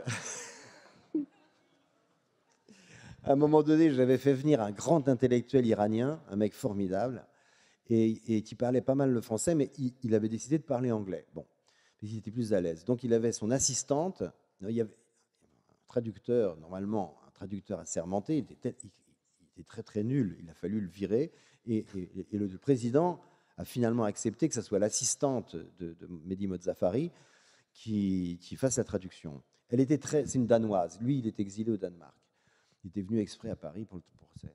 C'était une femme d'un mètre 85, 70 kilos, avec une poitrine, avec un décolleté blond, des yeux bleus, jeune femme, une beauté danoise, si vous voulez, une vraie beauté danoise. Et ça, pour Kejman, c'est irrésistible. Il brossait des caricatures ou pas, il a regardé la fin. Et il était là, il posait des questions qui n'avaient rien à voir, vraiment. Et à un moment donné, il dit, vous avez prévu de dîner quelque part après le... Je vous donne ma carte, vous m'appelez en sortant. Enfin bref, vous voyez le genre de truc dans un procès hyper tendu et dramatique, Kejman, ce qui peut se permettre. Bon. Et à un moment donné, le président du tribunal, voyant que tout le monde commençait à être fatigué, en sueur, etc., fait une pause, et pour que les gens aillent pisser, tout ça, enfin bon, boire un coup, et comme la salle de la 17e est blindée de monde, on est tassés les uns contre les autres dans l'allée centrale, on se précipite pour sortir. Et j'avais donc à côté de moi j'avais l'avocat de la Ligue islamique mondiale. Il était collé à moi dans la presse, vous savez, comme dans le métro, comme ça, collé à moi. Donc bon, ok. Et on était comme ça, ça avançait difficilement, il était toujours collé à moi, tout à moi.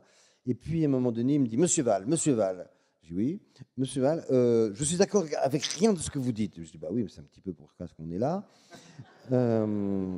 Oui, oui, bon, d'accord, je suis d'accord avec rien de ce que vous dites, mais j'aimerais bien être votre ami. Là, les bras ne se sont pas tombés parce qu'ils étaient collés comme ça, mais ça disait un truc, vous voyez, parce qu'on se marrait, il y avait des éclats de rire dont qu'eux-mêmes, par moments, ne pouvaient pas s'empêcher de partager. Et ça m'a vraiment marqué, ce truc-là. Parce que la Ligue islamique mondiale, en plus, c'est pas rien. C'est les Wahhabites, il était commandité par l'Arabie saoudite, le mec, c'est pas des rigolos. Hein.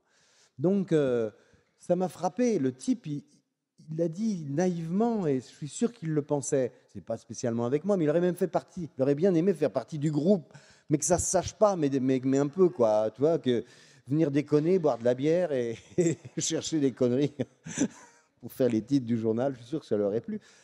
Vous voyez, des fois, c'est plus fort qu'une messe argumentaire. On fait partager un sentiment de joie de vivre, ou d'appétit, de désir de vivre, qui doit être contagieux, quoi. Dans les luttes qu'on mène, pour les idées qu'on défend, qu'on aime, on ne devrait jamais oublier ça, l'humeur, la fantaisie, la déconnade, le dérapage, la transgression. Vous voyez, des petites choses comme ça, quoi. Cette histoire du film, moi, j'ai revu ces jours-ci, justement, C'est dur d'être aimé par des cons, le film que Daniel Lecomte a fait justement de ce procès. J'ai dit tout à l'heure qu'on allait prendre des petits chemins buissonniers et parfois des routes plus rapides, mais on ne les a pas toujours pris dans le sens que j'avais imaginé, mais ce n'est pas grave. Parce que du coup, le temps file, donc je voulais peut-être laisser la place pour quelques questions. Est-ce qu'il y a des gens qui auraient peut-être des choses à demander qu'on n'a pas évoquées, que vous souhaitiez évoquer? Oui.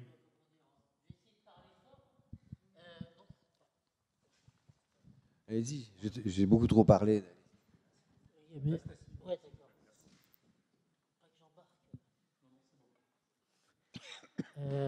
Philippe Val, je sais que vous êtes un grand admirateur de la Divine Comédie de Dante. Est-ce que vous croyez toujours que l'amour fait se mouvoir le Soleil et les autres planètes? Oui, je pense profondément ça, oui. Le mystère de l'univers, je pense que l'univers, c'est du désir. Et voilà, ça s'est configuré jusqu'à un moment, les molécules ont roulé dans tous les sens, jusqu'à un moment donné où peut-être que l'univers en a eu marre de rouler pour rien, et il s'est configuré de façon à ce qu'il y ait une conscience qui ait conscience de l'univers. Il a voulu se regarder dans nous, peut-être. Mais oui, je pense que j'aime cette conclusion de Dante. Oui. Je trouve ça absolument formidable, je trouve ça merveilleux, vraiment. Je pense que ça fait se mouvoir le soleil et autres étoiles.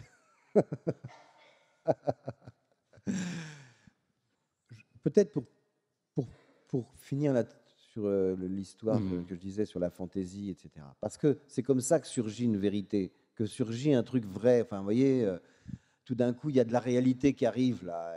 Et finalement, c'est ça qui nous rend tragiquement heureux, mais une joie tragique, une joie, des fois c'est de la tragédie, mais l'intensité de la vie, elle vient de la façon dont on chope la réalité dans sa réalité. Et Zola, Clémenceau a inventé le mot intellectuel pour Zola. Avant, on disait autrement. Oui. Philosophe, machin, enfin écrivain, artiste, mais on ne disait pas un intellectuel. Ça a été inventé par Clémenceau pour Zola. Et bizarrement, on a l'impression qu'il a nommé le dernier. En tous les cas, dans la généralité, évidemment qu'il y a eu d'autres intellectuels magnifiques après Zola, mais si vous voulez, de Parménide ou Socrate, ou en passant par je sais pas, Pic de la Mirandole, Shakespeare, Molière, enfin tout le monde, enfin voilà, jusqu'à Zola. Ils avaient un point commun tous, Socrate, un point commun. Un, qu'est-ce qui les définissait? Qu'est-ce qui définit l'intellectuel? C'est qu'il pense un truc librement. Il s'en fout.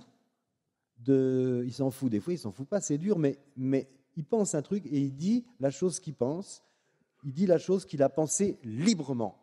Librement. Il l'a dit, il l'écrit, il la marque, il fait en sorte que ça dure et qu'on s'en souvienne. Voilà. C'est ce qu'il définit, c'est ce qui définit Voltaire, c'est ce qui définit Molière, c'est ce qui définit tous ces gens. Bon. La Fontaine, enfin tout ce qu'on veut, les grands artistes. Voilà. C'est une séquence de l'humanité où l'intellectuel, c'est ça. Par exemple, même pour Freud, avec la psychanalyse, Freud, c'était un bourgeois viennois un peu réac, mais le travail qu'il fait va pulvériser, en quelque sorte, les structures du monde qu'il aime et qu'il défend, mais ça ne fait rien. Il le pense librement et il y va et il développe sa théorie psychanalytique, malgré ses convictions peut-être personnelles, voyez, malgré l'ordre qu'il aime. C'est ça les grands hommes, les grands savants. Il a pensé librement. Enfin, je dis Freud, mais vous voyez, il a pensé contre lui-même en quelque sorte, contre quelque chose de lui-même, pour écrire ce qu'il a écrit et développer la pensée qu'il a développée, qui est, dans le sens, une pensée très importante. Et librement, sans rendre de compte à personne, jamais à personne. C'est une histoire de type entre lui et lui, la façon dont il pense la chose et qu'il la conçoit, il l'a dit, il la fabrique. Bon. Eh bien, à partir de 1917, c'est fini. Révolution russe. 4-5 ans plus tard, Mussolini prend le pouvoir.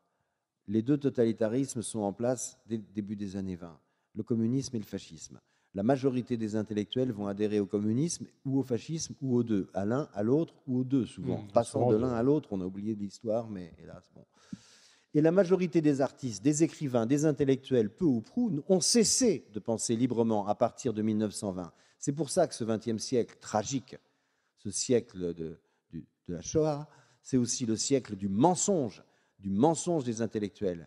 Ils ont menti. Quand la réalité ne leur convenait pas, ils n'en ont pas parlé. Ils ont dit autre chose. Ils ont été dans le déni. Mais une part énorme de la littérature universitaire et romanesque même, et non dite, poétique, Aragon, tout ça, ils ont fermé leur gueule. Et ils n'ont pas fait leur travail de clerc. C'est le siècle de la trahison des clercs. Et c'est aussi ce que j'ai voulu dire dans ce livre, les conséquences que ça a eues sur nous, cette trahison, cette habitude du mensonge, du type qui, dans une idéologie, donc dans sa secte, donc qui forcément a cette identité victimaire d'être dans sa secte. Le nazi, c'est un type qui est victime. Il est victime du traité de Versailles, il est victime il est humilié, le peuple allemand, etc. C'est des trucs sinistres, des trucs de curés morbides qui finissent très très mal. C'est ça aussi dont je voulais parler quand je parlais de la fantaisie, quand je parlais du plaisir qu'on a à défendre des causes. C'est des gens qui sont dans un combat meurtrier. Mais les poètes, les gens qui se sont fait avoir plus ou moins, donc bonne majorité hélas, au XXe siècle par ces idéologies-là, nous ont légué un siècle où il y avait des gens extrêmement intelligents, très brillants, très talentueux, qui ont bradé leur talent, qui ont castré leur génie. Je pense même que, par exemple, je raconte mon histoire avec Godard, je pense que même Godard est un cas de génie du cinéma qui a fait une œuvre qui maintenant intéresse très peu de monde, bien sûr, parce qu'il n'a pas été, il s'est empêché, alors qu'il avait tout. Aragon avait tout pour être le Victor Hugo du XXe siècle, tout, sauf le courage. Alors là, le courage, oui, le courage de penser librement. Jamais ils ont pensé librement, jamais. Ils ont toujours rendu des comptes. Dans les années 68-70 que vous racontez, les étudiants se battaient pour la liberté. Aujourd'hui, dans les facs, on interdit à des intellectuels de s'exprimer, on interdit des spectacles. Comment vous regardez ça? Ça va être ma dernière question, et ensuite on partira en chanson. Mais la censure, vous savez, quand il y a des attentats, on répugne toujours à nommer ce qui a provoqué l'attentat. Donc on attend plusieurs heures, voire plusieurs jours pour parler de l'islam, la religion, le musulman. Alors on m'a dit oui, mais l'islamisme, ça vient de l'islam. D'ailleurs, le mot le dit. Donc il y a un problème au sein de l'islam. Si l'islam produit de l'islamisme, c'est qu'il y a un problème dans l'islam. Enfin, j'ai discuté avec suffisamment d'imams qui sont d'accord avec ça pour pouvoir le dire sans choquer personne. Bon. Donc on ne veut pas nommer. On ne veut pas nommer. La censure, aujourd'hui, qu'est-ce que c'est? C'est une vraie question. Pendant des siècles, la censure, c'était le pouvoir royal, c'était le pouvoir religieux. Il y avait, quand on publiait les livres, le nihil obstat, l'imprimatur, et donc il fallait des autorisations, il fallait un contrôle, il y avait une censure. On voit bien comment l'encyclopédie a été emmerdée Diderot et d'Alembert pour publier leurs planches. Donc la censure, c'est un truc réel, c'est une administration, c'est des censeurs, ils ont des lunettes, des stylos, ils biffent, ils baffent, et puis ils envoient au tribunal, ceci, cela. Bon, depuis 1881 en France, les lois sur la presse, il n'y a plus de censure. Il n'y a plus de censure institutionnelle. À part la parenthèse de Vichy, on vit dans un pays où la liberté d'expression est garantie par la loi. Et moi qui suis passé peut-être 22 ou 23 fois devant la 17e chambre correctionnelle de Paris, qui est spécialisée dans les affaires de presse, je peux vous dire que les présidents, en général, les présidentes, sont des défenseurs de la liberté d'expression. Ce n'est pas une chambre de censure, c'est une chambre, au contraire, qui, sans cesse, est au service de la liberté d'expression. Donc, où elle est, la censure? Si on veut y faire quelque chose, il faut la nommer, la censure. Le fait qu'on puisse plus dire ceci, qu'on puisse plus dire cela. Les attentats de Charlie Hebdo n'ont rien à voir, je ne dis pas qu'ils sont aussi tragiques, aussi horribles, regrettables, mais sont de nature différente avec le Bataclan. Parce que le Bataclan, ils ont voulu tuer des jeunes. C'était une censure aveugle. Ils ont voulu faire un massacre de la jeunesse qui s'amuse, etc. Bon. Il y avait une cible comme ça. À Charlie Hebdo, la cible, c'était des gens qui s'expriment. C'est des gens qui font des dessins. Ils ont des textes. Et ils ont été tués pour ça. Ça n'a rien à voir. C'est un meurtre politique. C'est un assassinat politique. Donc, ça a foutu les jetons à tout le monde, évidemment. Donc, les gens, ils se tiennent un peu peinards sur pas mal de questions maintenant. Alors, c'est vrai aussi pour la façon dont on parle de l'écologie, des femmes, de l'homosexualité. Enfin, il y a des tas de sujets qui deviennent presque impossibles voilà, ça devient parce qu'il ne faut pas dire ci, il faut dire comme ça, etc. Enfin, bon, bref. On enlève les cigarettes sur les photos historiques, enfin bon, des trucs, la censure, quoi. Mais qu'est-ce que c'est que cette censure? C'est pas l'État, c'est pas l'Église, c'est pas le pouvoir, c'est pas les tribunaux. Alors où elle est, la censure? Elle est dans le peuple. Donc il faut nommer le censeur. Le censeur, il est dans le peuple. Dans le peuple qui s'est fragmenté en communautés qui revendiquent chacun un langage qui, soi-disant, les respecte. Donc, pas le même que celui du voisin, pas le même, etc., etc. Et au risque même de commettre un crime, ou alors de nuire gravement à la réputation de quelqu'un, en faisant des campagnes sur Internet. Donc, il y a une censure qui vient des minorités et qui tyrannise la liberté d'expression aujourd'hui. Il faut la nommer, il faut parler de ces communautés, il faut lire, il faut voir au nom de quelle identité malheureuse, parce qu'aujourd'hui, le mieux porté aujourd'hui, c'est d'avoir une identité malheureuse. Donc, au nom de quelle identité malheureuse on censure des gens, des artistes, on empêche Carmen, je ne sais pas quoi, enfin des trucs, mais qui sont juste aberrants. Les blackface, le théâtre, il commence avec des masques. C'est l'essence du théâtre, d'être un autre derrière le masque. Si on enlève ça, on enlève tout le théâtre. Mais on ne se rend pas compte que notre monde est bâti, notre monde civilisé européen où les gens se respectent et s'aiment un peu quand même, il vient du fait qu'il y a eu le théâtre. Avant le théâtre grec, on tuait des gens et des animaux sur des autels. À partir du moment où il y a eu le théâtre, on a fait semblant de tuer, on a salué à la fin, les morts se relevaient. Ça a été un grand progrès. Si on enlève le théâtre, on va s'assassiner, c'est évident. On va recommencer à faire des meurtres rituels. Le mal ne s'en va pas comme ça. Donc, la censure, il faut en parler à condition de nommer les censeurs. Il faut nommer les choses. Voilà. Tu finiras clochard comme ton Zola.